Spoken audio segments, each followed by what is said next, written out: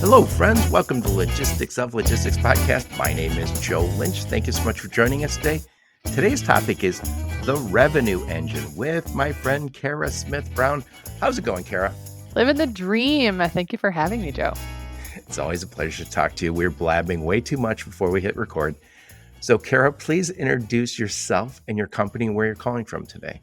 Sure. I'm Kara Smith Brown. I'm the CEO of LeadCoverage. We are the largest go-to-market consultancy that specializes in supply chain. And I'm calling from Atlanta, Georgia today, technically Serenbe, which is the rich hippie village that I've moved to, which is south of Atlanta, but still very much in Georgia. Yeah. Very nice. Very nice. So what's the name of that city? It's called Serenbe, which is technically in Palmetto or Chattahoochee Hills. But if you're familiar with Atlanta, then you probably know Serenbe. So it's really fun. I've said this on my podcast a few times. I only interview people from three places: Georgia, Texas, and everywhere else. It's like it has become a supply chain hub down there. I'm a Chicago girl at heart. I'm still a Chicago girl, but this is home for our girls. So I'm raising two Georgia peaches, which is very strange for me, but they're great. This is I, home now. I used to say to my daughters, I lived in Dearborn growing up right outside Detroit. Then we moved out further out, an hour from Detroit. And I used to say to my daughters, I said, I'm not a hillbilly, but you two are. Look where you live. Exactly. Anyway, so one more time, who does LeadCoverage serve and what do you guys do for them? Sure. So our ideal customer profile is basically anyone who listens to your podcast, Joe. So we focus on logistics providers, logistics tech companies, anyone that touches a truck, a plane, or a boat. And we do hyper specific go to market activities for them. So this is everything from really sophisticated Gartner and analyst relations campaigns. So we manage the analyst relations kind of product, if you will, for a bunch of our clients, making sure that they get the most they can out of Gartner, all the way through being the only HubSpot supply chain expert. We are also the ABM expert for supply chain. So we'll talk about intent data. What is ABM? Yeah, ABM is account based marketing. And a big piece of account based marketing is intent data, which I'm sure that we'll talk about today because I'm on an intent data bandwagon, if you will. I'm really excited about it and what we've been able to see for customers. And then all the way down to the first dial. So we actually have a team that will physically make the first dial for our clients and then pass those warm leads off to our clients. But we do it inside of a vacuum. So we're really trying to build the revenue engine, if you will, which is what the book is called that we wrote for our clients that are only in supply chain. So this is share good news. So you're sharing the good news that you have of your business with your ideal customer profile, tracking the interest of the individuals who are in your ideal customer profile, and then following up as soon as possible. And we do that every day, all day, just for this one very specific niche. Yep. Kara, if there's something I've noticed recently about sales and marketing and go to market, all this is a lot more are saying, we started off just giving you this data. And then we started realizing we're giving the people. So we all know this. I've given my customer data. I've given them information that they can use to go get sales. And then 3 weeks later, when you say, did you do anything with it? They say, no. That's almost guaranteed. They didn't do anything with it. So I'm hearing a lot more people say done for you services, because there's nothing more maddening than a customer saying, Kara, this just isn't working. And you're like, that's because we did everything. We brought it right to your doorstep. All you had to do was open the door, and you didn't open the door. So I love that you're making those phone It's calls. like you're working for me, Joe. We didn't even talk about this before before the podcast. So we wrote this book, and there's a story in the book about we handed this customer a list of his ideal customer profiles that had shown interest. We were like, this is the list. They came to your website, they showed interest. You should call them. And he never called them. And so he was like, hey, we got to end this engagement because your leads are garbage. And we were like, but you never called them. So this is the last time that happened to me. And I was also like right before the pandemic. And so in the thick of the pandemic, we put 26 people back to work just making dials for us. And it worked. And so we don't make cold calls, Joe, convert at a 1% conversion ratio. So you should expect almost no hits off a cold list. A warmed up list, which means someone has shown one buying signal, but really not more than one, will convert at about a 6% ratio. Hot prospects, individuals that have shown more than one buying signal and have some sort of intent will convert at a 40% conversion ratio. So we are always looking for the 40%. And what so many of our clients get wrong is that the disqualification inside the funnel is just as important as qualification. So if you are keeping every single person in your funnel who really shouldn't be in your funnel, you're never going to hit a 40 to 60% conversion ratio because you're selling into opportunity cost, right? And there's opportunity cost. Every follow-up that goes to a customer, someone who isn't supposed to be a customer, is opportunity cost. Yep. Is Kara, I said this before we hit record to you that the very best, and again, I know you guys call yourself go to market rather than marketing. And I asked you why. I'll ask you again. You call yourself go to market, not marketing. Why is that? I've been in this game a long time. And the very beginning of my career, I was always called the marketing girl. I was the marketing girl. There were hundreds of sales guys and one marketing girl. And in our space, marketing is pretty pictures, advertisements, sell sheets, right? Like tear sheets, whatever you want to call them, trade show banners, like all of the stuff that is not really going to do anything to drive revenue, right? But it is very specifically in our industry considered marketing. So we at Lead Coverage don't do pretty pictures. We don't do creative. We don't do websites. That is not our jam. We are all about the math and converting your content and your activity, the work that we're doing, your go to market to revenue. And so we do a lot more math than we do pretty pictures. And so because we really wanted to get away from this kind of four-letter word, which is marketing, the tech world is using go to market. So we just borrowed it. Yep. Yep. I love that. And by the way, it reminds me when you said pretty pictures. So we do go, I've just started, we were both at a lot of conferences. You see the banners, hey, take our swag. And a friend of mine, he was Chip Humans. I grew up with him. He's a branding guy. And he said to me years ago, he said, for a long time, brands really measured brand awareness. And so he said, are you familiar with Campbell's chicken noodle soup? And I go, yes. He goes, that's brand awareness. We win. He said, now what do you think of it? I go, well, I don't crave it. I guess I eat it maybe if I'm feeling well or if there's something in the cupboard when I have no other food. He goes, that's exactly the right answer. That is what people are aware of chicken noodle soup, Campbell's chicken noodle soup, because it's not high end. It's not something you crave. It's something that's in your cupboard. And when you grab it, you go, hope this is still good. And he said, so we have to go past brand awareness. And that's the pretty pictures. That's where you go, hey, I got swag and it says this name on it. I'm aware that there's a company called blank.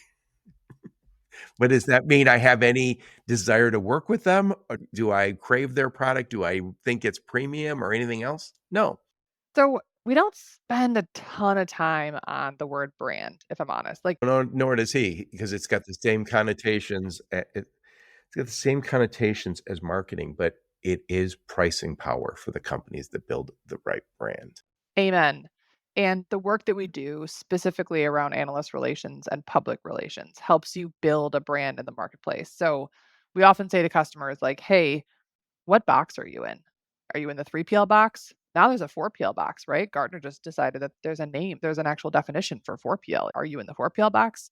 Are you just assets? Are you asset light? Are you asset smart? What box do you want to be in? And that's really branding. So we have these conversations with clients. But at the end of the day, if you put the B word on it, the branding word on it, Oh, yeah. folks in our space expect me to come up with taglines or like pretty pictures or their LinkedIn profile page. And I'm like, people just don't. That's not going to drive the needle when it comes to revenue. And when I was just talking to my friend Chip, we talked a little bit about those coolers that are out there. What do I call them? Shoot. Drawing a blank, of course. Yeti. And how they charge $400 where everyone else is. I could get 7 or 8 coolers for $400. One Yeti for 10 igloos. Yeah, so it does work, but again, one of the things that I think that you're very sensitive to, and I am too, because I will call myself in the past a content marketer, which is creating the content. I wrote a lot of articles, I did a lot of webinars, and I did some websites, but would never consider myself a true marketer. And what you guys have really doubled down on is we are going to be results oriented. We are going to be so we don't even want to call ourselves marketing because the connotation sometimes, and again, I think this is the wrong way to think of it. The connotation only in logistics and transportation is fluff. The tech companies that come into our space say, yes, we're going to spend on go to market. And as you say, maybe we're just rebranding the word because it's hard to change it, change those connotations. That's really it. Yeah. So you'll see in the book that we wrote that we do use the word marketing, but for the most part, we use the words go to market because it's holistic in nature. So tell us a little bit about your book. What is the book and why did you write it? Thanks for asking. It's called The Revenue Engine. It comes out on November 19th. We're super excited. And this is exactly what we do every day, all day for 30 plus logistics customers. We've been basically writing the book for the last 7 or 8 years since we've been in business, and we've taken our best case studies and we've put them in words, right? And we have a 9-step process, so it's a pretty specific framework. And if you just follow the framework and do what the book tells you to do, you can do this yourself. We're giving away the keys to the kingdom. We also know that doing the work is really hard. And like you said, go to market and marketing is usually underinvested in supply chain. And so the book is really written for two people. One, it's for me when I was 22 on the floor of Echo Global Logistics, all by myself as my marketing team of one, because those girls still exist, right? The marketing girl and the floor of the brokerage, she still exists. So this is for her.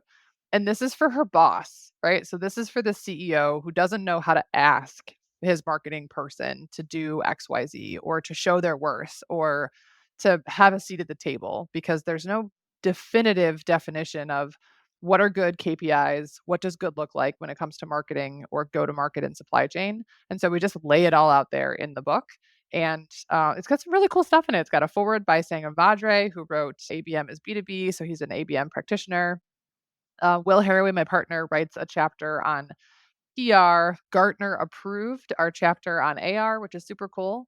And then we have a chapter on ABM and AI. So it's really like a manual, if you will, almost like a playbook for anyone. And it's specifically for supply chain. Anyone in B2B can use it, but all of the examples and all of the case studies are from our supply chain clients. Yep, I love it. So, Kara, tell us a little bit about you. I know you come from this space, and again, I think just when we're talking go to market, I feel like every time I'm talking to somebody who previously would have been called a marketer, I almost have to justify their background because again, it is always wrongly been, oh yeah, that's the you just even said it, the marketing girl. We have the serious guys who bang the phones all day and that have very little success at this 1 minute.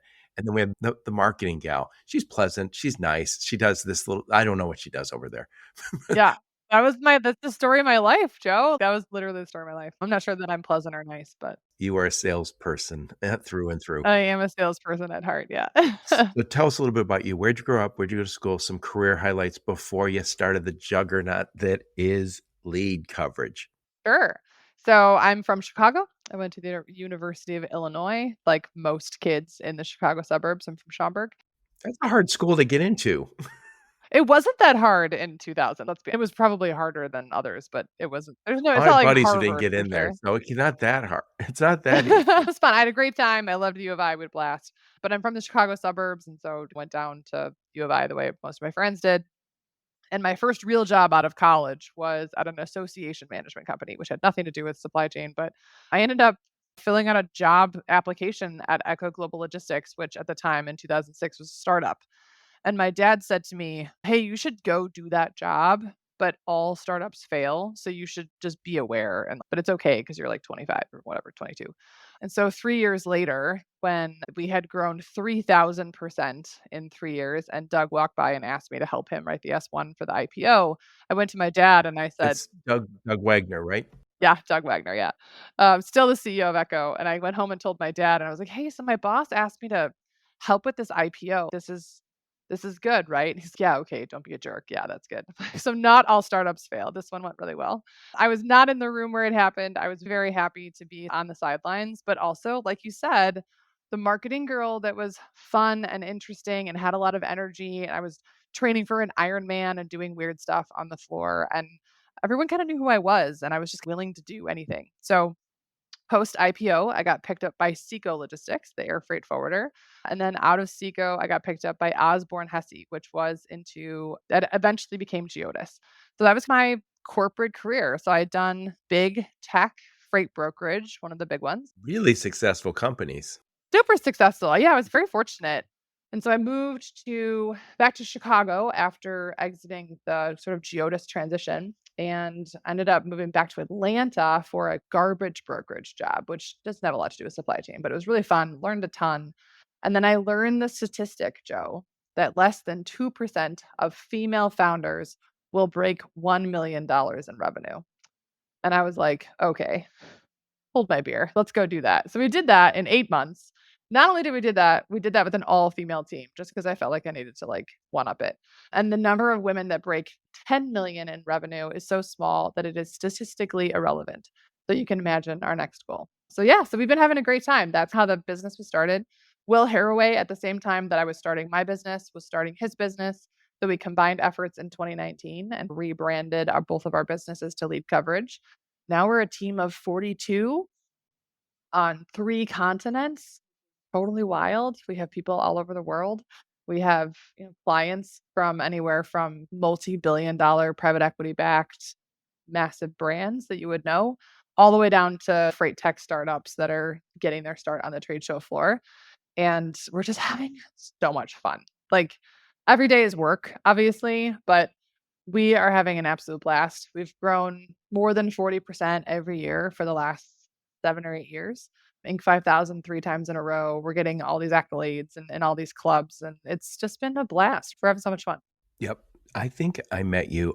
I knew of your company, but I think the first time I met you was not last summer. We're speaking in October. Not last summer, but the summer before last. We were in Savannah, and you gave a wonderful presentation about one of your customers at Transportation Marketing and Sales Association. Yeah, thank you. Yeah.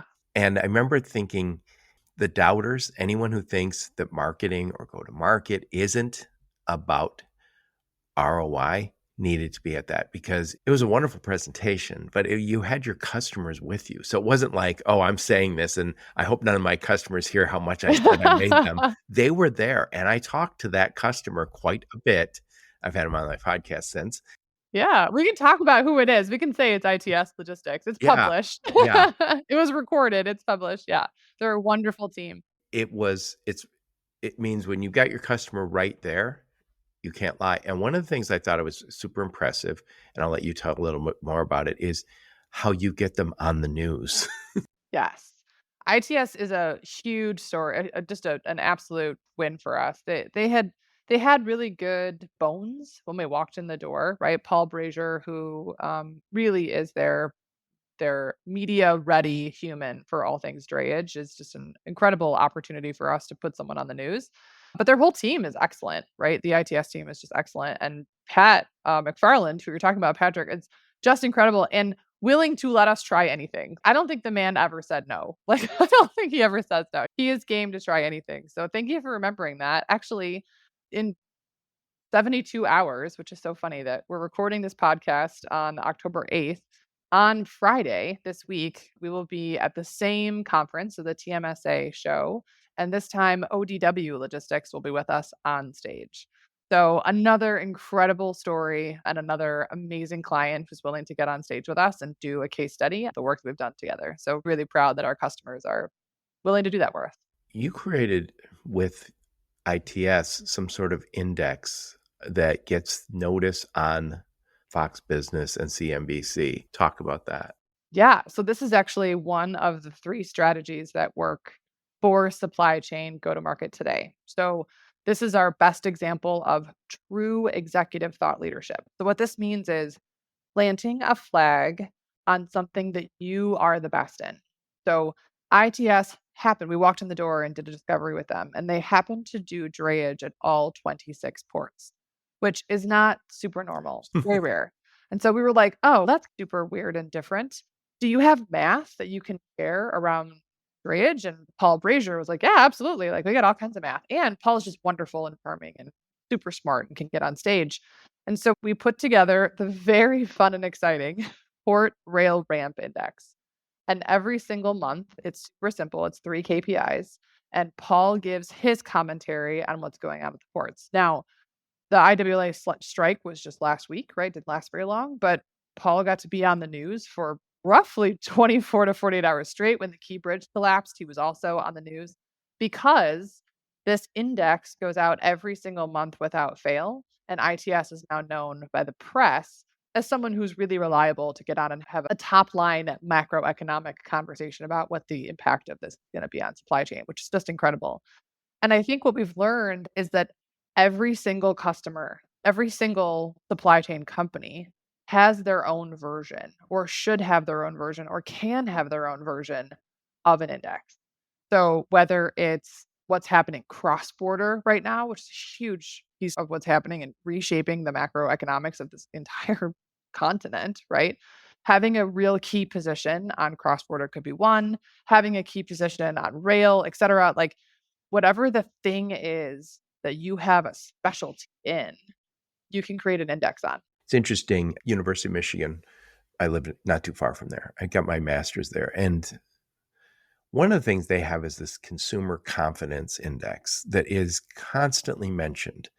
And I want to mention to Jason Miller, now keep in mind he's a Buckeye and a Spartan, Jason Miller from Michigan State. And he said, oh, I'm not so sure I believe it. I go, does that matter if you don't believe it or not?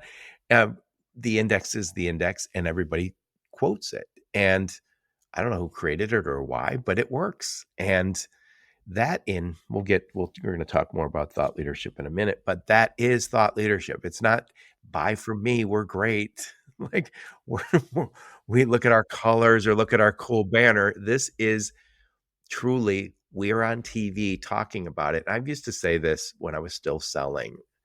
People would say to me, okay, I was selling cross-border stuff years ago for a trucking company I was working with. And I remember them saying, oh, no, thanks, we don't need any help. And then I remember I invited them to a webinar on cross-border shipping. And I remember they showed up ahead of time. I was like, oh, hey, whatever their name was, before we hit record on the webinar. And they're like, oh, so you guys are really experts in this. And I thought, oh, isn't that interesting? Because we're doing a webinar. Now, when I was talking to you on the phone 2 days ago, I wasn't an expert. I was a sales guy. Now, 2 days later, I'm an expert. This is 100%. I love this. And I might actually steal that story because I think it's a really good one, right? Like when I'm calling you and talking to you, I'm just some person trying to sell you something. But when I'm in front of you or I'm on stage or I'm on the news, giving this like kind of the macro version, I think is really important. Right. And that it's not just about you, it's about all of our other we do this, right? We are the go-to-market experts on supply chain. I can tell you what you're doing right, wrong, or indifferent. I know the pill to give you because my laboratory is bigger than yours. I am growing 36 logistics companies right now, today. And I have grown more than 50 in the time that we've had this company. And so I know the problems that you have and how to solve them because I'm doing this every day, all day, and I'm an expert. Same thing with our friends in rail, supply chain, LTL, right? Pick a mode, pick a region, pick a produce, or pick an industry, etc. And I think this all also goes back to your ideal customer profile. Joe, I am useless in pharma. I'm useless in beauty. I'm useless in ed tech. Like I'm useless in any industry that isn't supply chain. I don't have any idea what's going on inside of the beauty industry. But when you want to have a conversation about we've one of our clients, one of my favorite clients, Freight Science. They are the data AI. Their AI is like their math isn't that they're a bunch of mathematicians. But they are the data wrapper around a TMS only for trucking companies today. And what they can do for that very specific ICP is so sexy. And we're the only shop who like really understands the difference between a truckload carrier, an LTL carrier, intermodal carrier, right? Like it's so nuanced. And so like the nuance of this industry is very specific for us and for our customers. So when someone says to me, "Oh, my ideal customer profile is anyone that ships," I'm like, "Is it?" right? Do you do small parcel? Are you doing reefers? Are you doing heavy haul? Are you sure? I will say this is my own, since I'm a pre-internet person, I did exist. And it's funny trying to explain to your kids how you went to school and got a college degree and everything without the internet. They're like, "But how?" So Don't get and me it's funny. started. My children now It's have, hard to like, explain that. logins. They're in 6th grade. Why does she need to log in to play the cello? I don't know. I think in a lot of ways, if you were pre-internet, you could call it. You'd say, "Hey, we specialize." I'm talking to Karen. She's a food buyer, and I call and I say, "I'm an expert in food shipping," and you say, "Oh, okay." Might call the next guy. "I'm an expert in automotive." We don't have websites. We don't have LinkedIn. No one can look you up. Pre-internet, I could say, "Yeah, one of the largest. We're no one knows our name, but we're one of the largest trucking companies in America." And you go, oh, "Okay, that's what he said," and he had a brochure.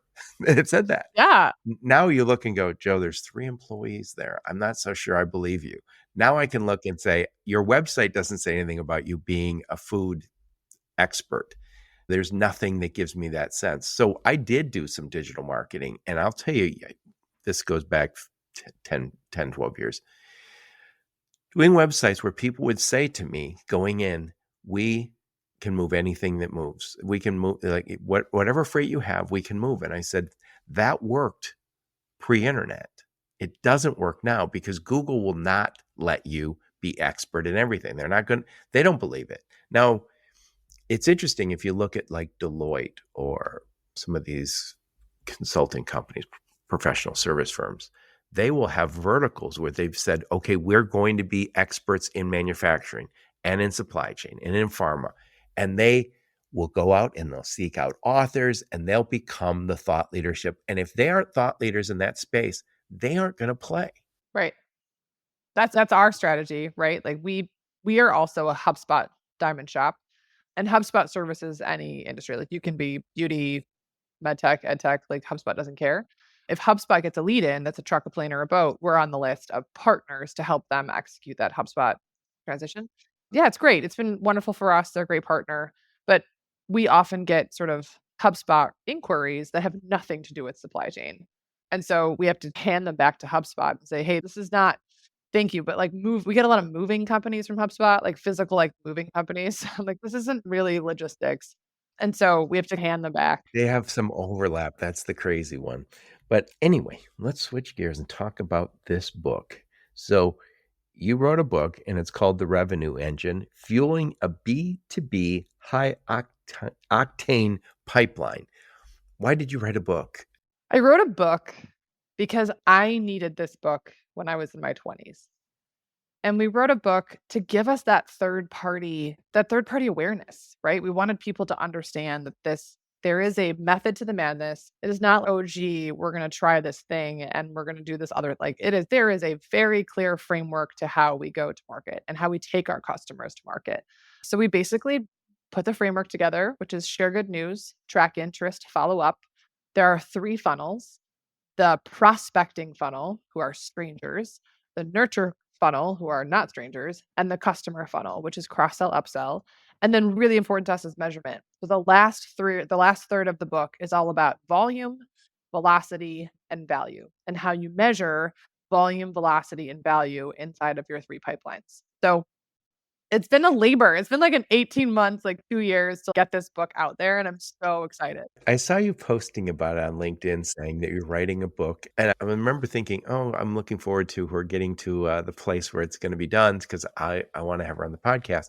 And by the way, I should also mention to those who are listening, I used to read books and then I switched to Kindle. And then I don't know, 5, 7 years ago, I switched to Audible on Amazon. And you're doing Audible and you're doing it in your voice, which is great. There are authors who I know what their voice is, and then they pay someone else to do and that is so disconcerting. So I'm really Just like happy. you're like, they're ready to hear this person, and then it's like an actor, and you're like, "Wow." So Peter Zion, I watch him every day. He's a geopolitical guy on YouTube, and I remember listening to one of his books, and it was somebody else other than Peter Zion doing the narration, and I was like, "Oh." And then I listened to his last book, which was with him, and I was like, "He probably got a lot of negative feedback." And you told me, and everybody I talked to about this says It's ridiculously hard to do that audio book. It was one of the hardest things I've had to do. I've done hard things, right? Like, I've built a business as a woman in supply chain, like, that's really hard. I've done an Ironman, like, I have done really hard things, and recording my own audiobook was probably top 10, like, hard things in my life. It was way harder than I thought it was gonna be, and I'm, like, a former thespian and opera singer and did stand-up and stuff, so I thought it was gonna be totally fine. But there's a woman in my ear the whole time. "Hey, let's do that sentence again," and put the emphasis on the "the" instead of the "a." You're just like, "Oh my gosh." The funniest part was at one point, someone said to me while we were recording something about I messed up a word, and I was like, "But this is my book." So I'm not a paid actor who's gonna get a ding if I miss the word "the." Like, it's all some things you read them and they just don't sound the same. What's interesting is right now I could have AI. I could say, AI, give me Kara Smith Brown's voice, and then I could have it read the book. That would not be good for me because I would quickly realize, oh, that's not Kara talking.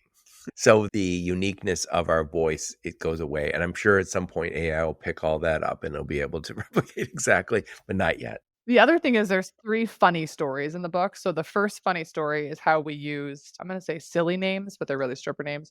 We used stripper names to get truck drivers to open emails, which is a great story, a long time ago. And then the second one is how I trapped my husband into marrying me, and I make it about dating in Chicago in my 20s being like a sales funnel. There was a movie about that, Yeah, I'm sure about there was. last night with Demi Moore and Rob Lowe. And then the last funny story is how I got That's fired. how everyone in Chicago looks. Exactly, yeah. My husband actually does not look like him actually, but the last one is how I got fired from being Girl Scout cookie mom, and we use volume, velocity, and value as, like, why I got fired from being Girl Scout cookie mom. Like, the stories are really funny, and if I had an actor read stories, it just wouldn't have been the same. So, I'm looking forward to people listening to it and then getting on stage, recognizing the voice. I don't know, it's either gonna be terrible because I sound like a Chicago frog, or it's gonna be great and people are gonna be like, "This is really fun."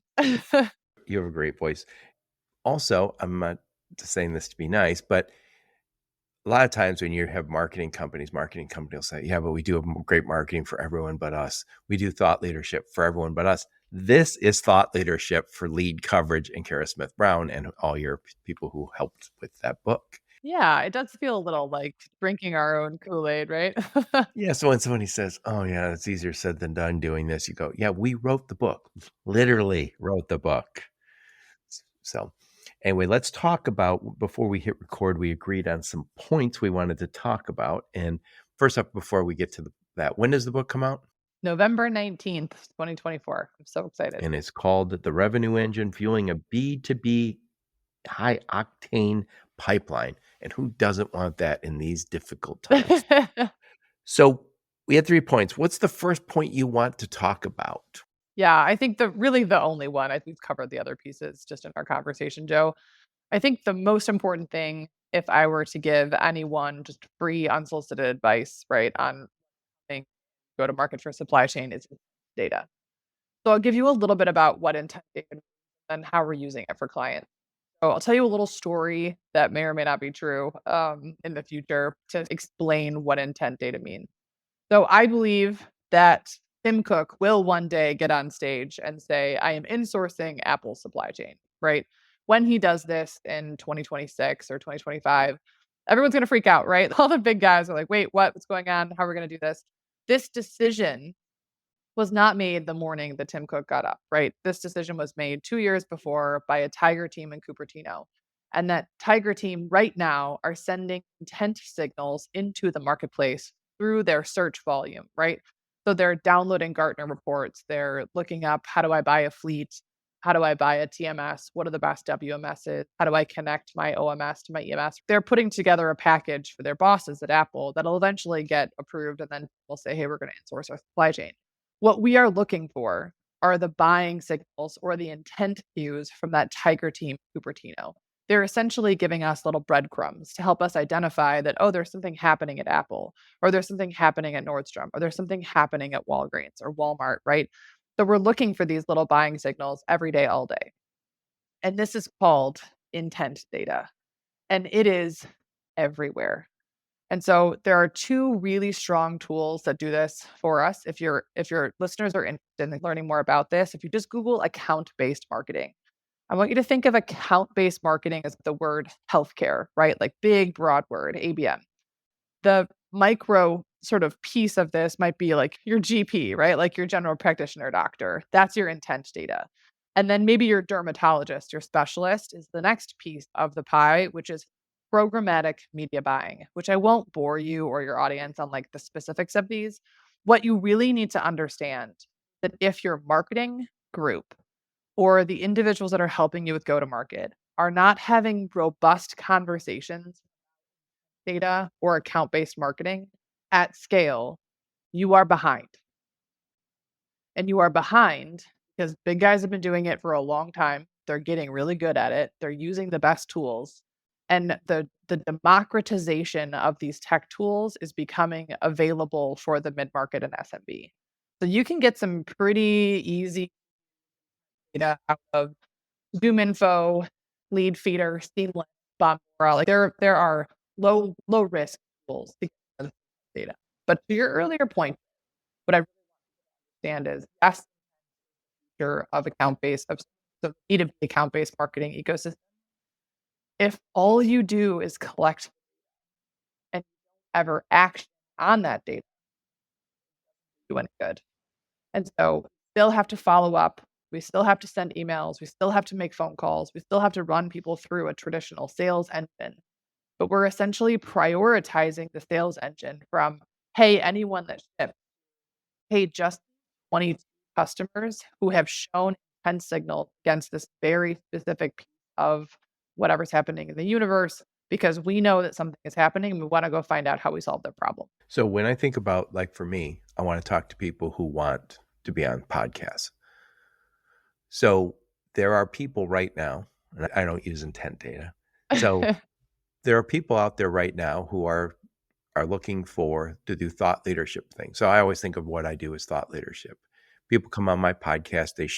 My goal when people come on my podcast is for you to be able to. I want my audience to get to know and trust you like it's a sales call. I want them to relate to you on some level. Then I want you to talk about the problems you solve and your expertise.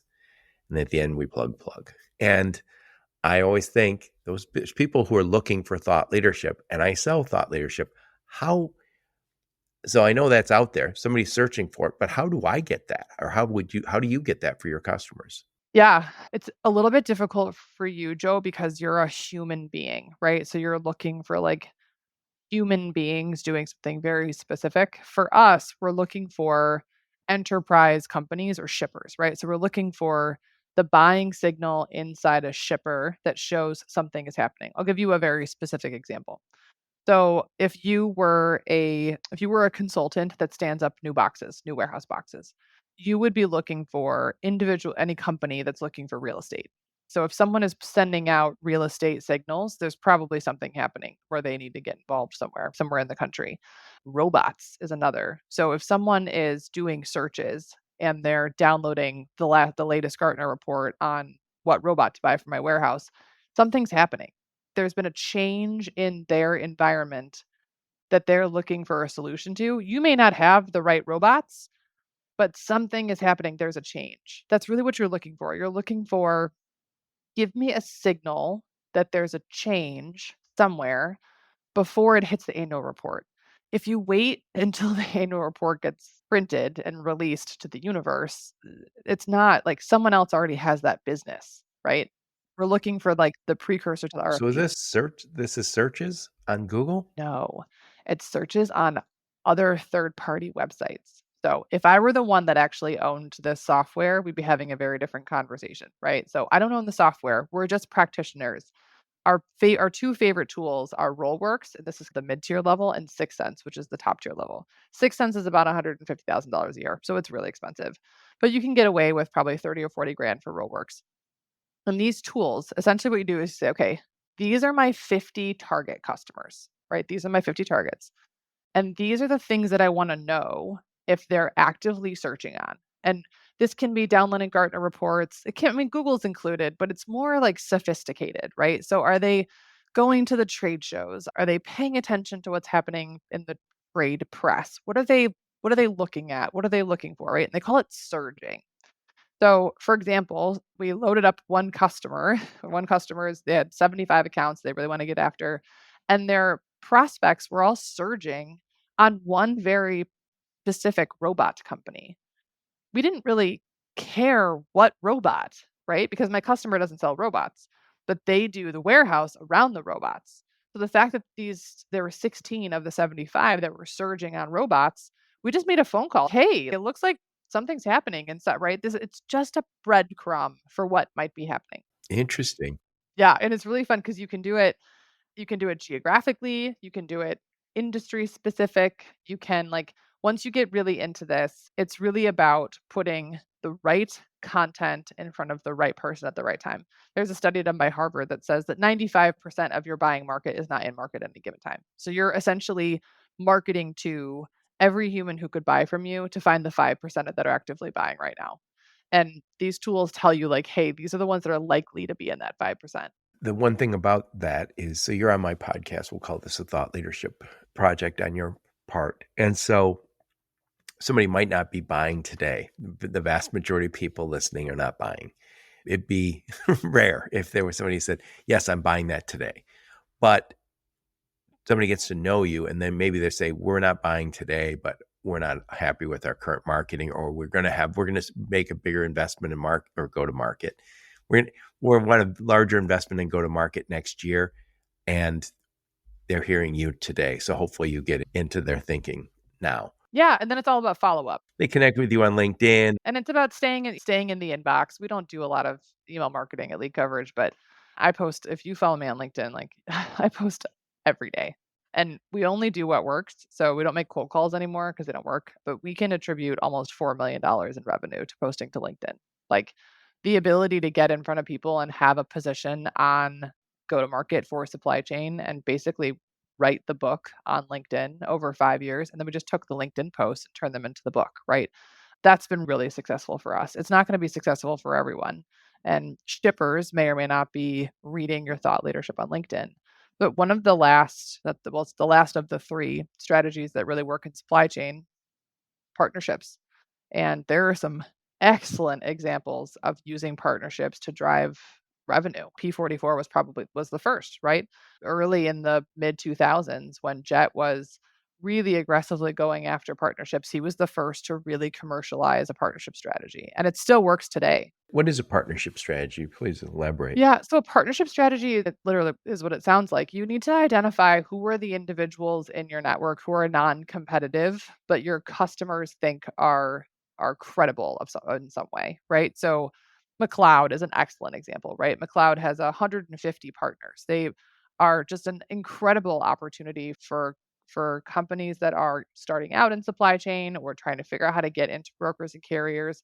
McLeod is an excellent partnership ecosystem to be a part of because they're so well known, right? So get on that list. Trucker Tools, truckstop.com, like all of the big tech companies in supply chain have really robust partnership opportunities. And it's just third party credibility. And so we like to do one partnership press release a month. Okay. I was just at Trimble a few weeks ago in Vegas, and that is with their partners. And this I think this is what I learned there. So if I think about my phone and call my phone the ELD, right? Or it's a tablet now. Trimble is like the operating system that helps that thing work. And then all the apps are all their partners. But beyond that, they had a ton of their competitors there. And when I spoke to Rob Painter, their CEO, he said, and this was mimicked by everyone I talked to, they said, yeah, our partners are all here at Trimble, of course, but we also have a lot of our competitors who we work closely with. So we partner, compete a little bit over here, but that's okay. Co-opetition, I think is the word, right? But you think about it, that's how the internet works. If I go onto Chrome, I can type in Microsoft and they're not going to say, no, we're not going to take you over to Microsoft because we're Google.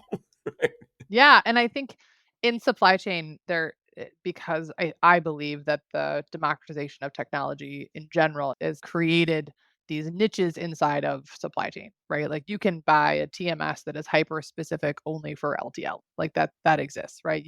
There are hyper specific niche players, and you get to now cobble together your own tech stack using all these different partnerships, and you can choose your TMS and your factoring company, like all the pieces that go together. The integrated inbox I saw for the first time live at the McLeod user conference, and it was very cool, right? What those guys at Highway are doing is like really amazing. And it's been really fun to help our clients build this list of partnerships, right? And then some partnerships will take no time and some partnerships will take a long time. So understanding, hey, this one might take 6 or 9 months to get done. So let's get started on it because we really do want to get it out there in the marketplace. But it's all about third party validation of what you're putting together and making sure that people are like, hey, this brand is X and this brand is Y. And together they make magic, which is really cool. So it's very much a part of what we like to have people do. So I know you said we talked on about some of these things already, but one of the things we touched on a little bit is understanding your ideal customer profile. I know that's super important to what you guys are doing. So please talk about that for a minute. It is. It's super important to us. Like I said before, we sometimes will sit down with new customers as they come on board and we'll say, hey, who is your ideal customer profile? And they'll tell us anyone that ships. And the answer is that's just not true, right? So there are 19,677 shippers in America that have sort of material shipping value. So in order for you to understand, Wait, over what? The 19,000 is how much are they shipping per year? How we get about $7 million a year ish is the number that we've come up with after doing this for 7 or 8 years. 19,000 plus companies That's right. ship About about 7 20,000. million? Yeah, or more, obviously, or more. So we made the baseline, but it's a little fuzzy. Don't quote me on this. Right, People right, like to right. people like to shoot me down, and I'm like, listen, these are round close, directionally correct, and they're a little bit different, right? 20,000 material shippers, right? You may only be able to serve 2,500 of them. My favorite example actually is back from when I got started, like a million years ago, and the company I was working for was a TMS that serviced shippers that made frozen food, so frozen food shippers only, not carriers, just shippers that used Microsoft Dynamics ERP. And I was like, this is the most amazing ideal customer profile ever. There were 2,200 of them. There just weren't that many companies on the planet that had this very specific ideal customer profile. So we just called them, right? Instead of spending tens of thousands of dollars on getting in front of the Microsoft ecosystem to figure out which ones were using the right ERP and do they ship frozen food or not frozen food, reefer, we just called them and it worked. We crushed it. And so I think the tighter you can get on the ideal customer profile, the better. Technographics is super important too, right? So if you're Wait, what is that? technographics is what is their tech stack. So are they on Trimble? Are they on McLeod? Are they using some sort of third party? Are they not? And everyone's a little different. And so you can build that technographic profile to see whether or not they would be a fit. You can disqualify Joe and cut out the opportunity cost of trying to sell to someone who isn't going to fit for some reason down the road, right? I'm a marketer. I've had more than one time where a CEO says to me, go after and get this logo. This is the logo we want. Go get them. And so we spend hours and hours finding the right people, putting together a campaign, doing these enterprise accounts just to get to the finish line and realize they physically can't be a customer because they're on some antiquated system, right? Or like they built some integration to, I don't know, cargo wise that needs to be managed by some guy. And there's just all these little pieces that you don't really know until you get in. And so I think if you can figure that out early and disqualify on the way in, and that ideal customer profile gets tighter and tighter, your opportunity cost goes down and your ability to close goes up. I love it. I love it. So there was one last thing I wanted to talk to you about was the 3 go-to-market strategies that are currently working. We touched on all of them, but let's hit them again. Yeah, we definitely talked about it, but let's wrap them up. So the first is the index. So thank you so much for being like, oh yeah, I remember this. So the ITS Port Rep Index is a great example of this. So executive thought leadership very specifically in some sort of repeatable engine that is driven to the marketplace. So the ITS index is a great example of that. The second strategy that's really working in supply chain is account based marketing, very specifically around intent data. So ABM can mean a lot of things to a lot of people, like the word healthcare. We are very specific on the intent data version of ABM. And then lastly is partnerships and really having a focused effort on not just executing partnerships, but marketing the partnerships. So it's one thing to have a co-selling agreement with someone. It's something else entirely to tell the universe that you are officially partnered with someone. So those are the 3. That's it, Joe. If you do those, you'll crush it. I love it. I'll tell you, while we're talking today, one of the things that occurs to me is that the go-to-market strategies that we've talked about here have gotten significantly more sophisticated, and it's not a superficial thing. And you mentioned early on, oh yeah, when somebody says marketing and they go, oh, does that mean we have cool business cards and a new logo and refreshed website? Yeah, you can call it that, but the problem with that is it does get thrown into the category of fluff. And what we're talking about today, though, is not fluff. It's more science than art for sure. I think lastly, to put a kind of a bow on it, is all 3 of those strategies are measurable. And you measure them using volume, velocity, and value metrics, which is another whole podcast in itself. But the way that we measure success in these 3 strategies is hyper specific because we don't do anything if it doesn't drive revenue. And it's interesting because I'm not a marketer, but I work with a lot of marketers. And every once in a while, when somebody says, "Oh, if I go on your podcast, how many customers will I get? How many leads will I get? Whatever." And I always go, "It's not like that." I always call we're the dark funnel. You have to do it. You have to do it. There's no guarantee. It's and I joke about this, but I think as go to market people and marketers, whatever you want, salespeople, we want you to download a white paper or attend our webinar, and then what we look at that is you got on the expressway to a sale, and we are going to track you every step of the way. And we go, yep, he's 40 miles from the sale, 30 miles from the I sale. tell my team this, Joe, is that no one wakes up in the morning going, I cannot wait to become their SQL today. No one wakes up like, I can't wait to become a marketing qualified lead today and have someone follow up with me 15 times. Like, it's just nobody wants to be sold to. It's just nobody does it. But people listen to my podcast. I know people get customers from because I talk to them about it. Sure. Now, how I look at it is people listen to podcasts like mine. They learn about a business, their person, and they go, oh, I like that person. I'm going to reach out. And I look at that as they're not on the expressway that we'd love them to be on, that we can track them and go, yes, they're on my list. They're on the dirt road adjacent to the highway, watching you from afar. And Sure. when I've gone to conferences and when I go to conferences, people always say to me, every time I talk to a lot of founders like you, a lot of people go, every time I interview someone, they say, oh, I heard you on that podcast.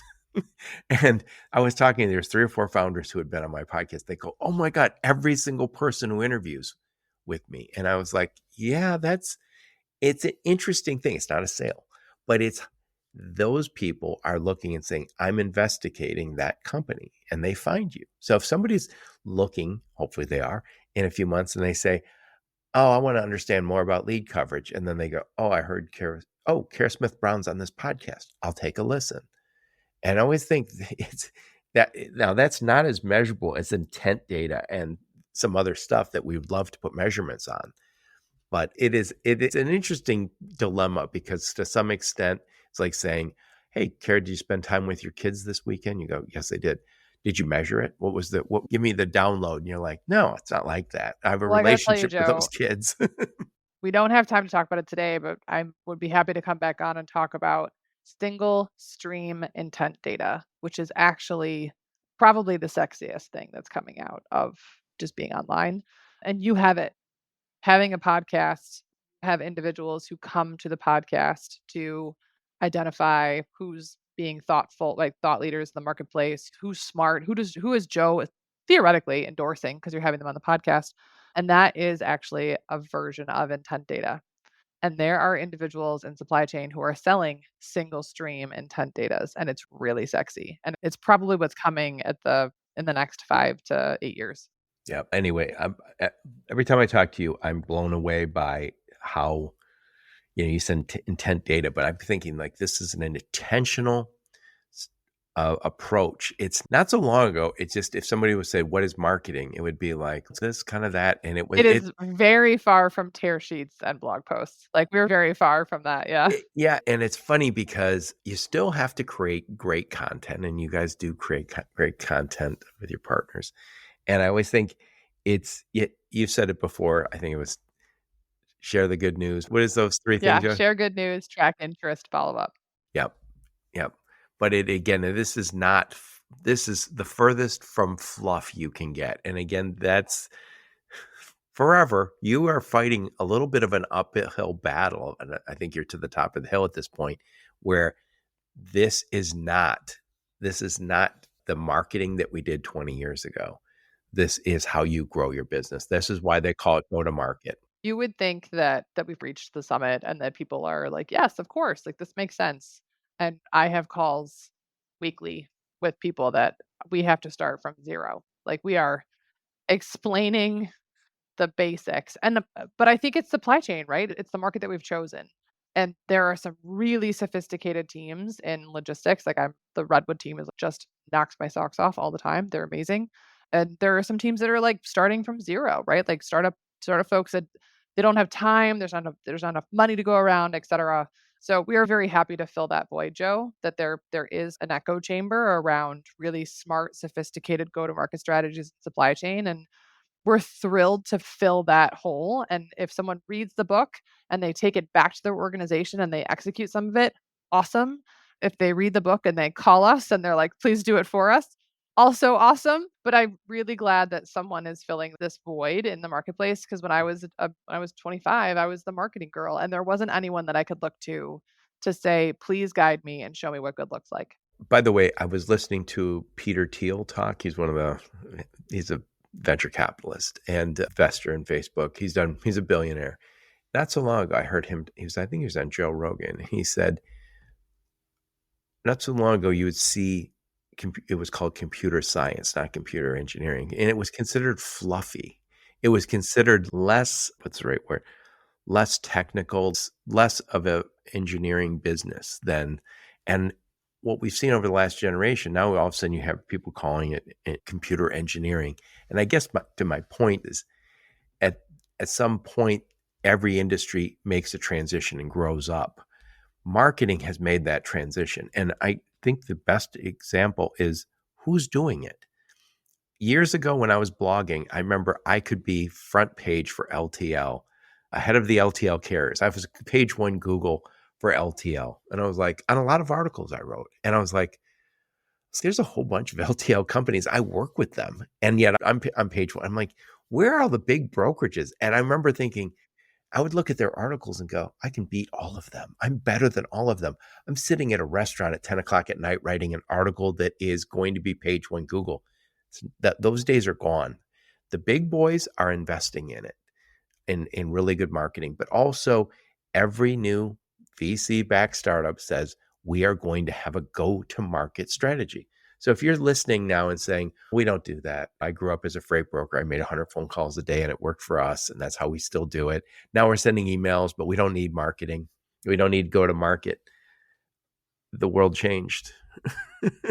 It did. It did. And I think what's so exciting is the world changed. And as the world changed, Joe, the democratization of these tools also changed. And so what I mean by that is, while the big guys can afford the 6 senses of the world, like, there are tools that are available for startups and mid-market brokers and carriers and tech companies that you can afford. Like, they exist. They're not going to be super sexy, but like, you can make this work on any size budget. You just have to have the energy to get it done. I love it. So what I'll do, Kara, I'll put a link to your LinkedIn profile, a link to your website, and any other links you and and a link to your book, and Yeah, any other links your go-to-market team give me, I will put in the show notes. And thank you so much. It is always a pleasure. I love what you guys are doing and how you're doing it. Thank you so much, Joe. It was always a pleasure to see you. Talk soon. And thank all of you for listening to my podcast. Your support is very much appreciated. Until next time, onward and upward. You have been listening to the Logistics of Logistics podcast, where we engage with leaders in the logistics and supply chain community. If you like what you hear, please subscribe, hit the like button, and leave us a nice review on Apple or Spotify or wherever else you listen. Also, please check out our videos on YouTube and connect with us on LinkedIn. We're very big on LinkedIn. And you can also reach us on the logisticsoflogistics.com, our website.